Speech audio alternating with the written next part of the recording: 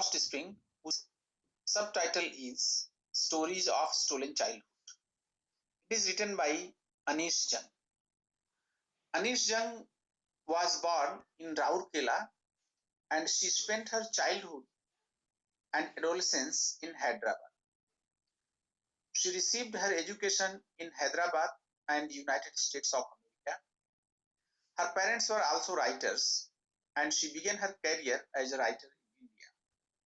She has been the editor of Youth Times and columnist for major newspapers in India and abroad. She has authored many books like Unveiling India, Night of the New Moon, Seven Sisters, and Breaking the Silence are some of her major works. Now, let's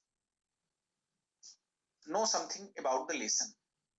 This lesson is an excerpt from her book titled Lost Spring, Stories of Stolen Child. In this story, she analyzes grinding poverty and traditions which condemn the poor children to a life of exploitation.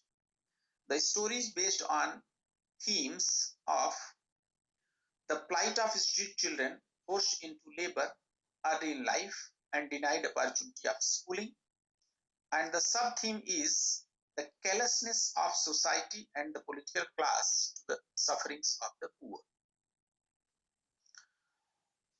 Main characters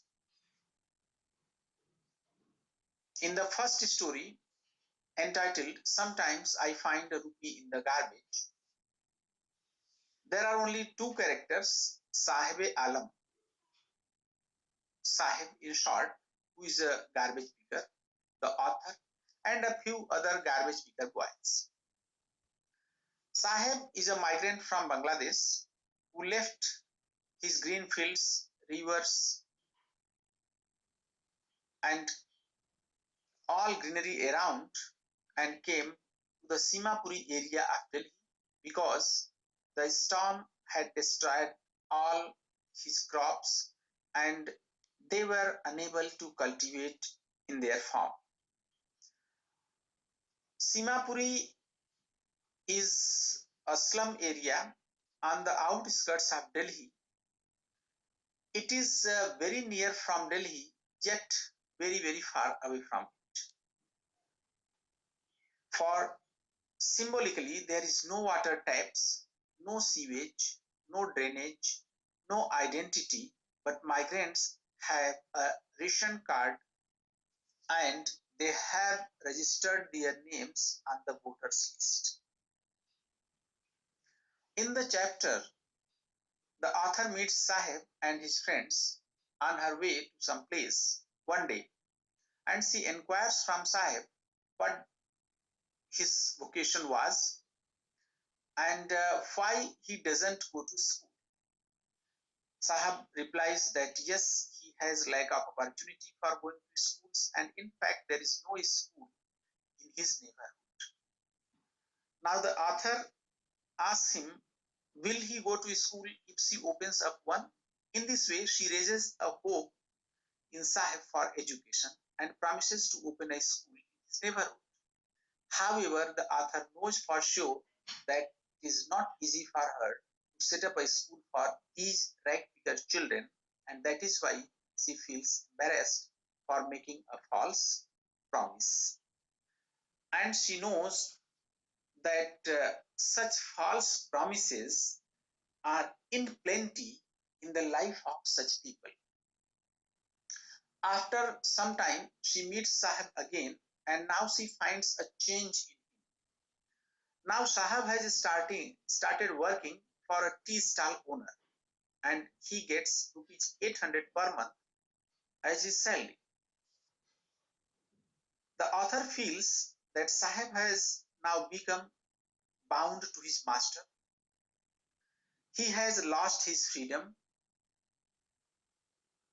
He has lost his innocent, carefree look of the childhood.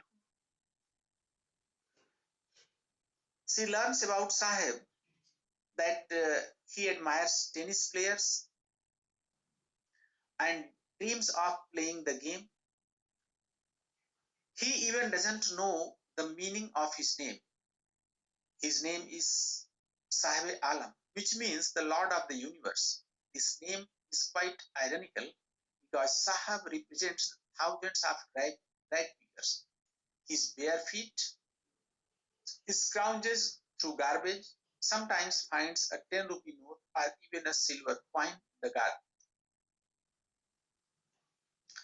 He loves element of surprise and suspense in the garbage, but being a worker at a tea stall, he has lost his carefree.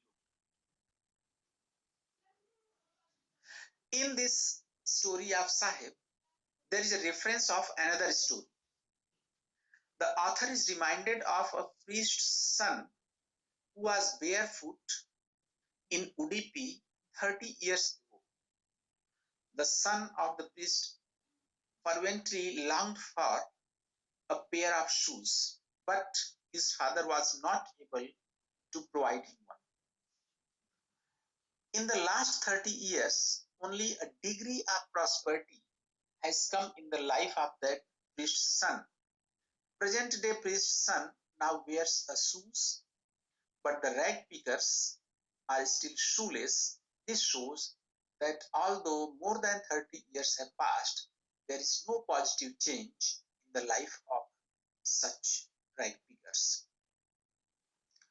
Now you see just some pictures of the slums in Simapur, Delhi.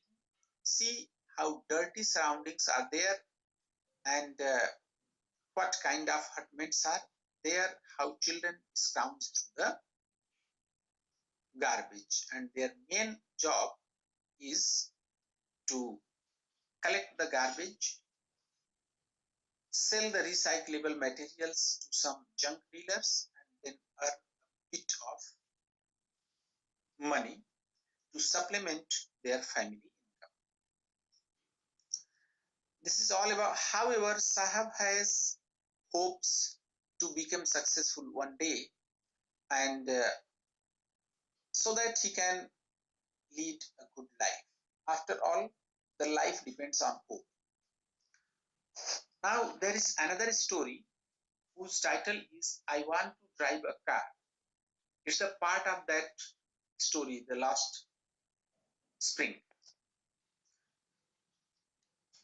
In this story, there are a few characters. Mukesh is a child working in a bangle industry.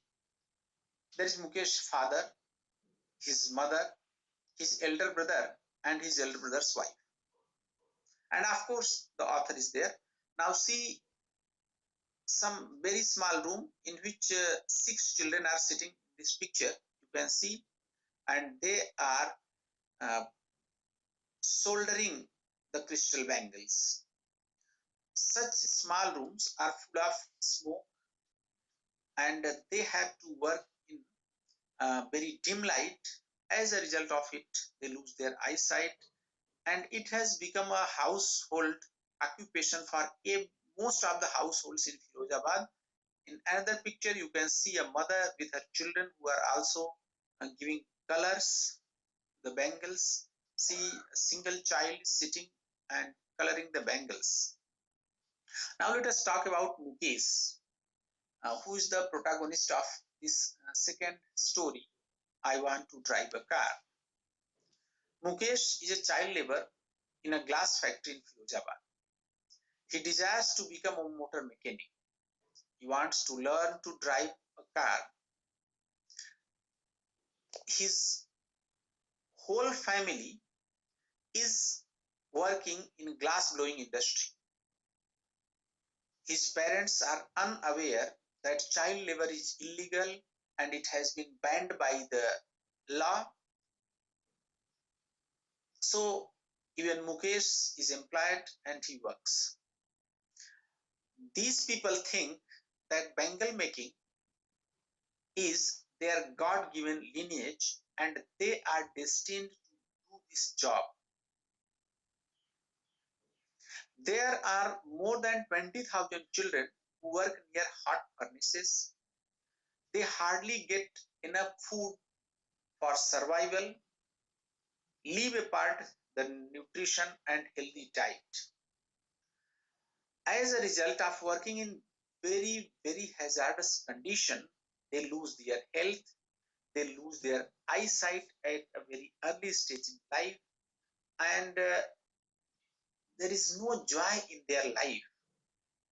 And for generations, they have been in the same work, and for them, there is no change, there is no other work which has been designed for them, and they feel that they will spend their whole life in this profession only.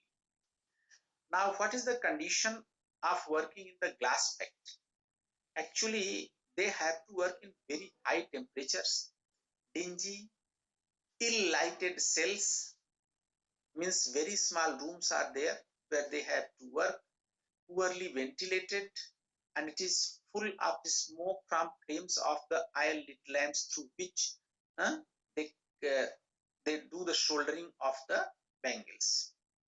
As a result of all this hazardous condition, the children lose their eyesight at a very early age. However, the sad part is that no one dares to think differently and to change the profession because of their poverty, and they feel that yes, this is their tradition. There are social forces which conspire against them and make a vicious circle. Social forces like law, police, middlemen, politicians, bureaucrats, sahukars, they cannot even form a cooperative because they don't have any leader. If any one of them tries to form a cooperative, he will be arrested on the false charges, and he or she will be punished. So the children are burdened. That is why their childhood is stolen. Now let us discuss the expressions used in the story. At a place uh, looking for, it has been used, means searching or seeking, scrounging. Perpetual state of poverty means the constant state of poverty. Slog their daylight hours means work hard and steadily. Impose the baggage on the child means to put burden on the children with responsibility. Dark hutment means unhygienic shelters or huts. Thinking about the language, the figures of speech used, there is hyperbole in the expression, garbage to them is gold. This metaphor also, drowned in an air of isolation. Simile is also used in the text. As her hands move mechanically like the tongs of a machine, I wonder where the hands of the child has been compared to the tongs of a machine. And contrast has been used in the sentence, she still has bangles on her wrist but not light in her eyes. After that, you will have some assignments. So the first 5 questions you will have to answer in 30 to 40 words. They are the short answer questions. The first is, what is Sahab's full name and why is it ironical? The second question is, garbage to them is gold. Explain this statement.